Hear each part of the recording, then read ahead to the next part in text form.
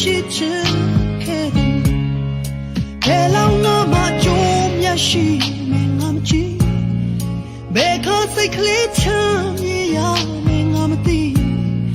ဘယ်နေ့မင်းကြောင့်ဘဝပြတ်သွားမလဲငါမသိဒါကိုပုံအောင်လို့ချင်ခဲ့သည်လိုချင်ဆုံးမင်းစီကငါမြတ်တရားလေးအပေါ်စုကလေးတောင်းမအောင်ဆိုသစ္စာရှိပါမယ်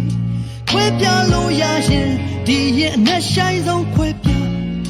ငါဟာမင်းတို့သက်ရှင်နေထိုင်ဖြစ်တည်တဲ့ဘဝနေ